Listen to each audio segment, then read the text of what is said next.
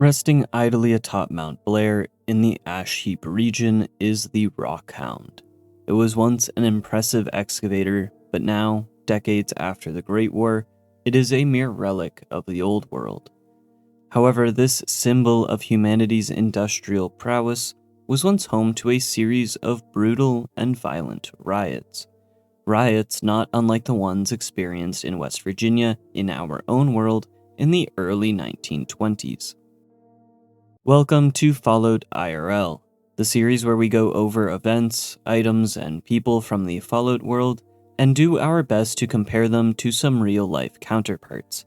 Today we're covering the Battle of Blair Mountain. Let's get into it. While we've touched on it before in past videos, pre-war Appalachia was undergoing significant change in terms of their workforce. Pressure to cut costs and implement new technology pressured governments and companies to adopt a more robotic workforce. The ensuing backlash would be known as the Automation Riots. In the years leading up to the Great War, the United States saw a rapid increase in the use of robots, driven by corporations seeking to maximize shareholder value. This technological shift, while beneficial to companies, came at a tremendous cost to the labor force. Factories, service industries, and even entire towns began replacing human workers with robots and automated systems. This left many people unemployed and struggling to make ends meet. The unrest reached a boiling point in Appalachia. Many residents who had previously relied on steady jobs in manufacturing and mining found themselves out of work with little hope for the future. While some areas saw peaceful protests and demonstrations, these would quickly evolve into violent skirmishes all across the region. Displaced workers took to the streets, demanding their jobs back and protesting against the rise of automation. In response, companies began hiring private security forces to protect their interests and suppress protest. Often heavily armed, these security forces would clash with rioters, resulting in countless injuries and sometimes death. A notable precursor event to the riots happened when Atomic Mining Services laid claim to the town of Welch. The company, with help from their security personnel, started to forcibly evict the residents of the small mining town. Not willing to just accept this blatant bullying, the townsfolk would fight back, leading to open conflict in the streets. A terminal entry reads, "I don't know what the hell AMS did in Welch over this new claim, but they fucked up bad. The town is in open revolt, and from what I'm hearing, it's turning into a full-on riot. They're trashing anything with a mining company name on it." Things got to the point where the National Guard had to come in and quell the unrest. In another incident, some miners went to Mount Blair and took control of the monstrous mining machine, the Rockhound. For 8 days, these protesters held out, striking and demanding a right to work. Hornwright Industrial only managed to take back the machine after the National Guard came in to clear out the miners. The open unrest caused by the automation riots would only come to a close due to the Great War. Evidence of these protests, signs, fortifications, corpses, and the robots that took the jobs from hardworking Americans are all that remains after nuclear Armageddon. However, this pre-war lore for the Appalachian region is not original to Fallout 76. In fact, a similar sort of violent skirmish broke out in real life at the turn of the century. This is the Battle of Blair Mountain. In the early 20th century, West Virginia was one of the largest coal-producing states in the United States. The coal industry was dominated by a few powerful companies that controlled a massive amount of land and operated numerous mines. Miners were often subjected to extremely harsh working conditions, including long hours, unsafe environments, and low pay. The coal companies also controlled the miners' housing, stores, and local law enforcement, creating a system akin to medieval feudalism. These were known as company towns. Now, in order to combat this way of living, In 1890, the United Mine Workers of America was founded. The UMWA was to represent miners and advocate for better wages, working conditions, and safety regulations.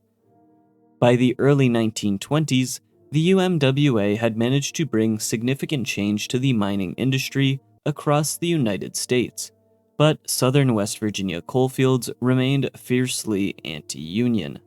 The coal companies employed various tactics to prevent unionization, including blacklisting sympathizers, hiring private detectives, and using violence and intimidation. To give a bit more context for the time, the Battle of Blair Mountain was only one conflict in a series of conflicts that made up what is commonly known as the West Virginia Coal Wars. The Coal Wars are known as the deadliest American civil conflict since the American Revolution. Now, before we can talk about the Battle of Blair Mountain, we need to know about the catalyst for it. On May 19, 1920, a notable event occurred in the town of Mattawan, West Virginia. A confrontation between miners and the Baldwin Felts Detective Agency, a group hired by the coal companies, resulted in a deadly shootout known as the Mattawan Massacre. The battle left 7 detectives, 2 miners, and the pro-union mayor of Mattawan dead. This event heightened tensions and strengthened the miners' desire to unionize. Shortly after the incident, Sid Hatfield, the Mattawan police chief and a hero to the miners for his role in the massacre and the events that followed, was assassinated on the steps of the McDowell County Courthouse on August 1, 1921. Hatfield's murder, seen as retribution by the detective agency and coal companies, further inflamed the miners and would set the stage for the Battle of Blair Mountain. In response to escalating violence and oppression, leaders of the UMWA went to Charleston to confront the governor of West Virginia, Ephraim Morgan, with the miners' demands, one of which was to set free miners that they believed were wrongly imprisoned. These demands were promptly denied, further angering the miners. And so, in response, miners began organizing a march to free imprisoned Union members and challenge the anti-Union forces led by Logan County Sheriff Don Chaffin. On August 24, 1921, around 10,000 armed miners gathered near Marmot, West Virginia, and began their march toward Logan County. As the miners advanced, they encountered resistance from Sheriff Chaffin's forces, which included local deputies, company guards, and volunteers. Skirmishes broke out along the route, with both sides suffering casualties. Despite these initial clashes, the miners pressed on, determined to reach Logan County and confront the anti-Union forces. The main confrontation occurred on Blair Mountain, where Sheriff Chaffin had established a defensive line. The miners, armed with rifles and pistols, attempted to breach the defenses, but they were met with heavy resistance. Chaffin's forces, though outnumbered by about 7,000, were all well armed and fortified. The coal companies had even hired private planes to drop homemade bombs on the miners. As the battle intensified, President Warren G. Harding decided to intervene. On September 2, 1921, federal troops and the West Virginia National Guard arrived on scene. While the U.S. Army was equipped with better firepower, it was something else they had that managed to stop the fighting. You see, many of the miners were United States veterans themselves. As such, they didn't feel it proper to fire upon U.S. troops. They were fine with attacking private detective agencies and the likes, but there was solidarity with being U.S. soldiers. The miners would lay down their arms and disperse the following day. The Battle of Blair Mountain resulted in significant casualties, with estimates ranging from 80 to 130 deaths and many more wounded. In the aftermath, around 985 miners were indicted for a variety of crimes ranging from murder to treason. While a majority of this group were acquitted by sympathetic jurors, others, like Union leaders, were given longer prison times. The leader of the miners, Bill Blizzard, would be acquitted of treason after proving to the court that the government and coal companies used unjust force and brutality. Make no mistake, in the short term, the Battle of Blair Mountain was an overwhelming victory for the coal industry owners and management. United Mine Workers of America membership plummeted, and the loss in West Virginia led to other states like Pennsylvania and Kentucky getting rid of their coal unions as well. The hopes of unionizing were gone. But not all was lost. Although the immediate goals of the miners were not achieved, the Battle of Blair Mountain did have a significant impact on the labor movement. It brought national attention to the sad state of coal miners and the lengths that coal companies would take to prevent unionization. The battle also exposed deep-rooted issues surrounding labor exploitation and labor reform. The miners of West Virginia would finally get their victory when Franklin D. Roosevelt was elected president. Roosevelt enacted key legislation like the National Industrial Recovery Act of 1933 and the Wagner Act of 1935. This would recognize workers' rights to unionize and collectively bargain. These reforms would help strengthen unions and improve working conditions for not only miners, but workers all across the country.